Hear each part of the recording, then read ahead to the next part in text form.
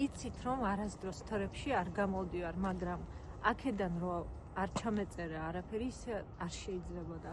ეხლა იტალიაში ვარ, სასწავლო ადგილას, ეს არის ადგილი, სადაც კრესპიმ ესეთი ფამილია იყო, ოჯახი, რომელმაც შექმნა უზარმაზარი კოტონის ფაბრიკა. ამ კრესპის ოჯახმა შექმნა უზარმაზარი კოტონის ქარხანა, სადაც იქნებოდა ქსოვილები, თუ არ ვცდები მარტო ბამბის შემადგენლობის და ქონდა გაკეთებული ქალაქი იმხელა მასშტაბით, რომ გაოცებული ვარ.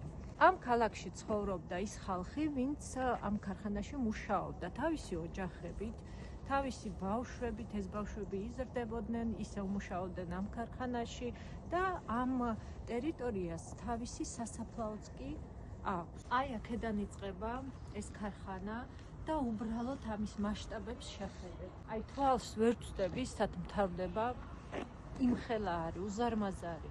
შესასვლელთან ვარ ზუსტად აქ.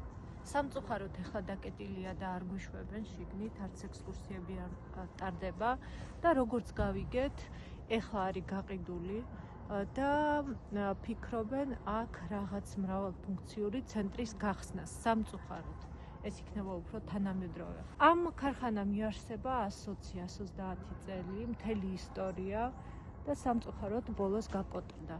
როგორც ადგილობრივმა მოსახლეობამ მოგვიყვა, ეს არა მარტო ეს საწარმო დაიკეტა. ეხლა თანდათან უზარმაზარი საწარმოები იკეტება იტალიაში, რაც ძალიან სამწუხაროა. ძალიან პოპულარული ისეთი როგორც არის აი სუფთა შალის გამოშვები ქარხნები, აბრეშუმის გამოშვები ქარხნები ნელ-ნელა იკეტება და ეს სფერო სულ უფრო და უფრო მცირდება ყოველ წელიწადს.